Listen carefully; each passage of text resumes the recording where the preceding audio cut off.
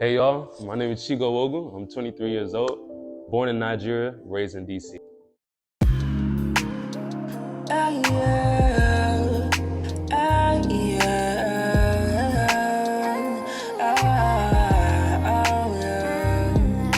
The corner, conversations in the corner. Yeah, yeah. Heart to heart with the people having conversation. Yeah, yeah, yeah. The corner, conversation in the corner. I sat with Chigo today as he talked about his experience with people pleasing. Find out more in the corner, heart to heart conversations.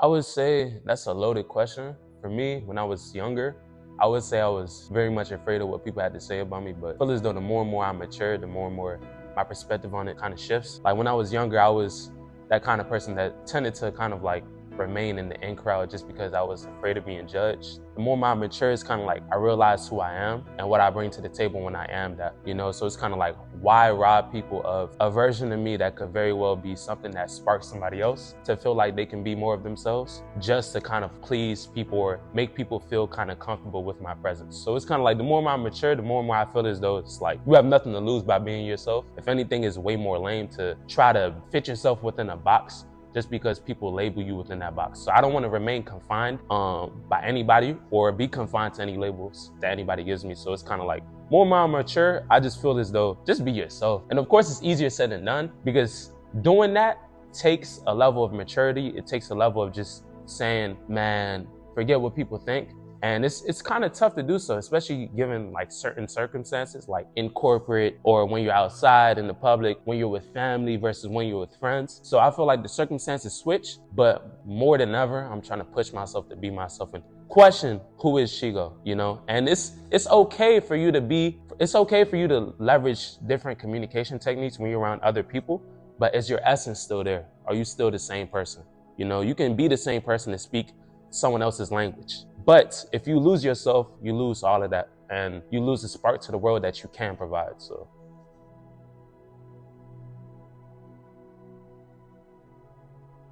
it stems from fear of judgment. And when you think about it, I'm a believer of God, but I also understand that like there are certain evolutionary traits that have facilitated in us as a human population being able to reproduce and kind of like create communities. To think about it, from the start of time or the dawn of inception, there's always been a form of culture. There's always been a form of kind of like, or a group of people who kind of dictated what the culture is. And people who kind of like find themselves outside of that in group are always judged, always called crazy, always looked upon in a negative light, So it's kind of like, since the start of time, that in culture or that in group has helped us be able to build and establish communities. So I kind of feel as though that kind of remains the same now. But for us to kind of be able to engage in innovation, for us to be able to kind of like take the current, I would say, technology, all the things in which we have to the next level, we need to be able to accept the fact that not every one of us is the same. And by us being different and coming together, that's when the whole society benefits, because we understand that we're pieces to the whole puzzle, rather than trying to be the same piece to the puzzle. If we're all the same piece, then we can't fit together, you know what I'm saying? So that's how I feel about that question.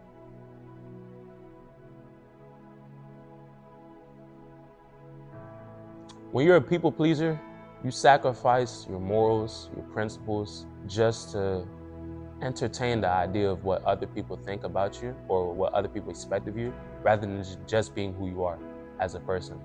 It's about kind of like denigrating yourself or subduing who you truly are at the kind of like, just to ensure that people feel comfortable with their idea of you. And I feel as though for people who are kind of like very sensitive, for people who have sensitive souls, it can be very hard for them to kind of truly be themselves, because you're always looking to make sure that people are feeling good, making sure that people are comfortable. But at the same point in time, you have to ask yourself, there's a middle ground. Like, where can I find that middle ground of ensuring that I'm not being a bad person, but I'm being myself. I'm being who I truly am.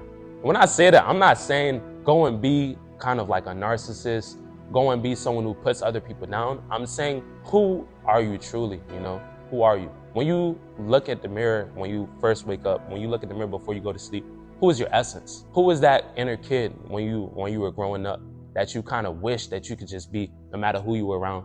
I feel like everyone needs to find that piece in themselves and bring it to surface, because when you take away who you truly are, it's like, I'm telling you, you're robbing people of a better experience, a richer experience, and we should strive for that, so.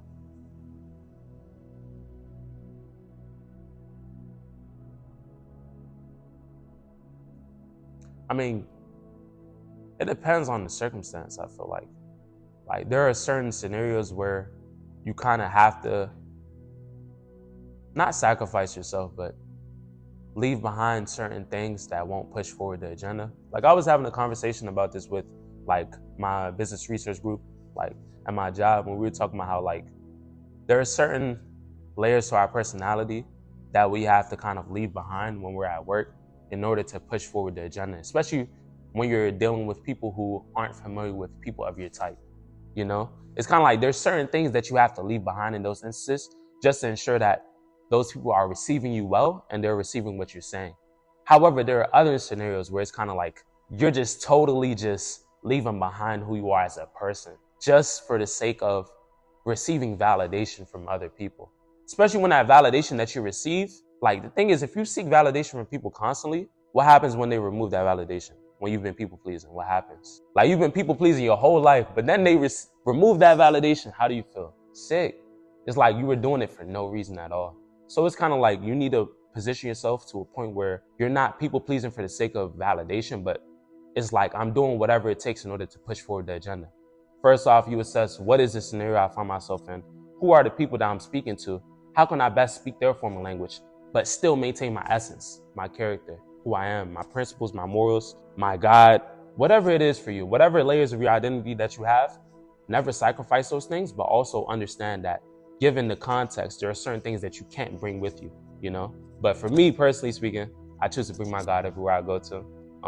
Like who I am in my true character, I want to bring that wherever I go. And it's a work in progress. I'm saying these things, but I need to follow my own advice, but that's how I feel.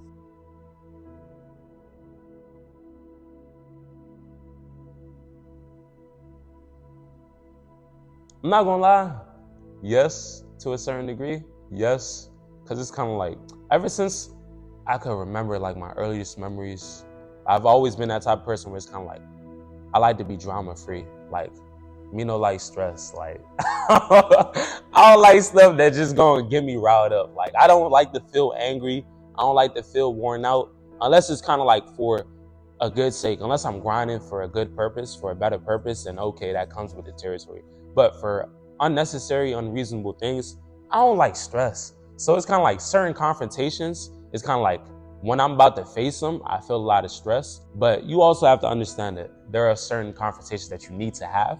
And confrontations, even though we tend to perceive it in a negative light, it's not always negative.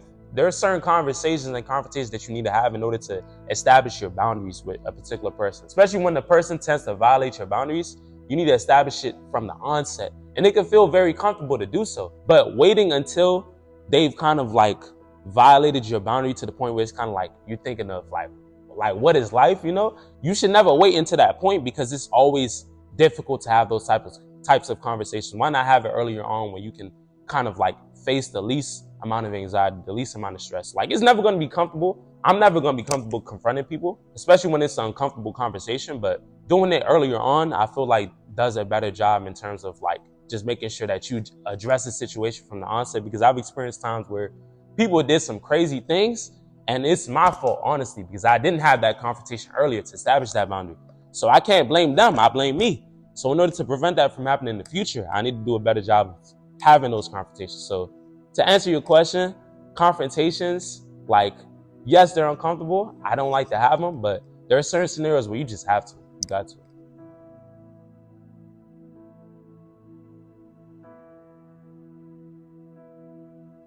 Of course. I feel as though there's been people in my life that I And I feel like everyone can relate. There's people in your life that you've taken advantage of just because you've understood the fact that they're willing to do whatever it takes to make sure that you feel good. And when I think about it, like, it can even be as cliche as like my parents, because my parents were willing to do whatever it took to make me feel good in any certain situation. So I've understood that there were certain times where my mom wanted to do certain things, but she sacrificed whatever money she was making in order to get me something that she knows will make me feel happy, and she felt happy through that.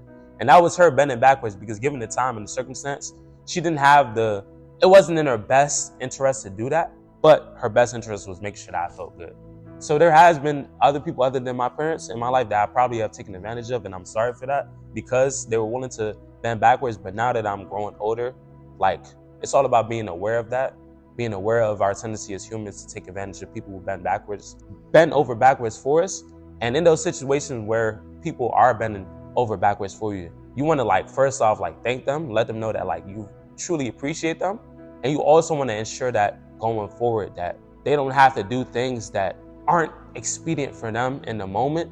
Like, unless it's a drastic situations, because there's been drastic situations where I had to support my bros even though I didn't have the capacity to do so. But if it really doesn't require that, if I'm gonna be fine without it, letting them know that you really don't have to go out of your way, but I greatly appreciate it, Yeah.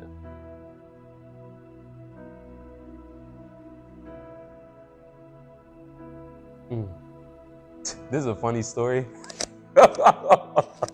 I remember middle school, right? So I used to always so my mom would buy the big box of chips, like the variety chip pack. And I would always bring it to school just because I hated the school lunch. Middle school lunch was horrible. That was around the time that Barack Obama became president. Michelle Obama, you ruined school. No cap. But around that time, school lunch was horrible, right? So I used to always bring chips to school. And for me, sharing was nothing. My friends would ask for it, I would share with them. Even other girls would ask for it, I would share with them. And then the same time they bring chips and food to school, and they would say no after I share with them, I'd be like, man, I'm a people pleaser. Because I'm over here sharing with people who are not willing to do the same for me, you know what I'm saying? And it takes situations like that for you to recognize that you're a people pleaser, because you're wanting to do things that other people aren't wanting to do for you, And it's kind of like I observe how everyone would act and how people would act, you know what I'm saying?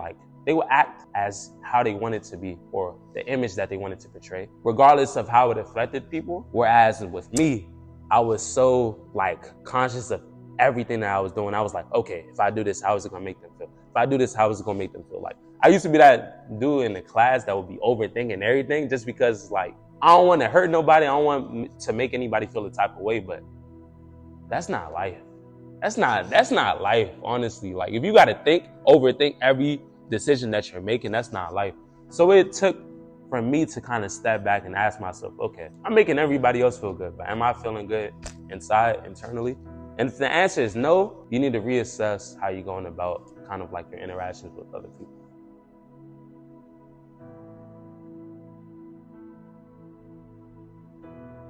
Slowly and surely. No major change can be done in a single day, can't be done in a single week, not even a single month, may even take years. But when I compare who I am now to who I was even a year ago, 2 years ago, 5 years ago, I can definitely see the growth in terms of pushing myself more to do what I want to do. And I can't say honestly that I am where I want to be. I'm nowhere near that, but it's all about the growth. You know what I'm saying? So I would say up until this point, I have seen the growth in terms of shifting away from being a people pleaser. Of course, I love to please people and make people feel good. But at the end of the day, if it comes in the expense of my mental, my peace, one thing for me, I want y'all to know I appreciate my peace at the end of the day. So if you violate my peace, you can't be rocking like that. we just can't be rocking like that. So it's all about making sure that you're preserving your peace, but also even deeper than that, ensuring that your peace is established upon a fertile foundation. You want to make sure that the soul of your peace is very fertile. So things that make you feel good, things that are better for other people. But of course, like I said, you should always be striving to be who you truly are as a person. And if more of us did that, I feel like we wouldn't have a lot of people who are depressed nowadays. We wouldn't have a lot of people who are kind of feeling bad about their lives, because even though you may not be living the life of someone that you follow, on it daily on IG, on Twitter, whatever, at least you feel comfortable knowing that every single day I walk outside, I don't face no type of anxiety about trying to fit into someone's narrative. I'm just being who I truly am as a person. And we should all be striving for that at the end of the day, because if we all did that as a society, I'm telling you, we'll be so like, I'm telling you, everything would just fit into place. Like, you wouldn't have people kind of like lashing out at each other, because we'd be appreciative of the fact that you're different, I'm different. But as long as we can acknowledge the fact that we're all people at the end of the day, like, of course you're not gonna be just like me, but just because you're not like me doesn't mean that I have to feel a type of way about you, or I gotta slander you, or I gotta talk ish about you. Like, we can all be different people and come together and realize that fact and accept it and just rock, you know?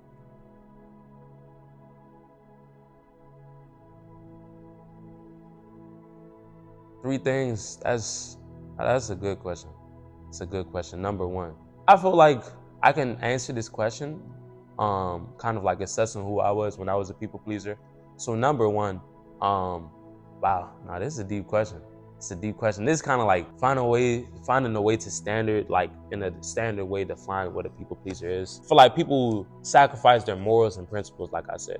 If you know you have certain values, like I can't do this, like if you know you're the type of person that says like during the work week I can't go out late at night, like I can't be with the BS past a certain time of the day, like 10 p.m. and your friend says, and it's not even like their birthday or something, like they just say, I want to go out and stuff like that, and you know deep down inside you don't want to go out, but you just say, nah, I'll just go out. You're a people pleaser, because at the end of the day you know that you have a value, and it's not just a random value, it's something that's aimed towards a goal that you have. You want to ensure that you are competent enough throughout your work week, you have enough energy, you have enough kind of like just good vibes to get through the week.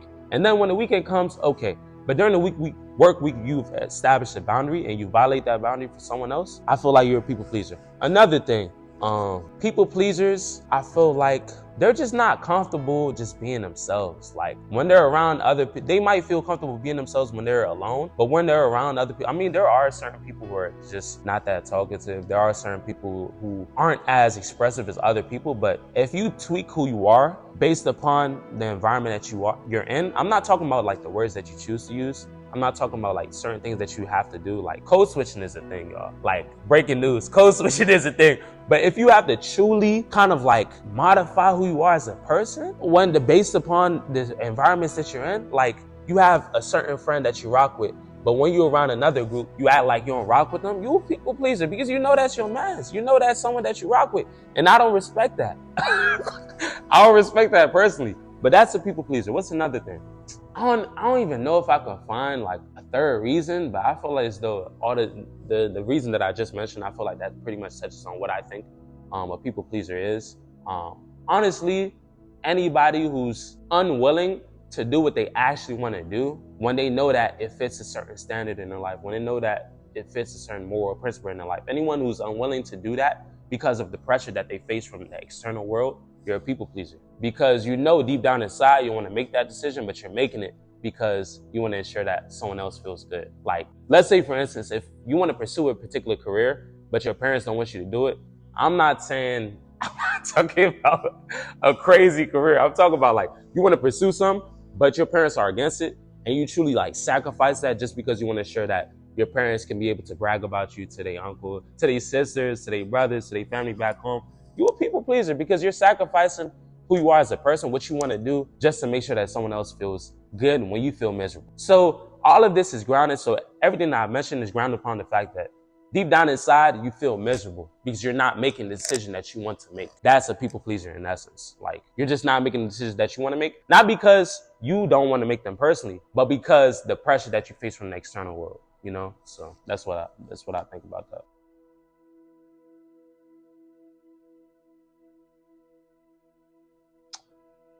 My takeaway from this interview is there are a lot of things that I need to reassess going forward in terms of like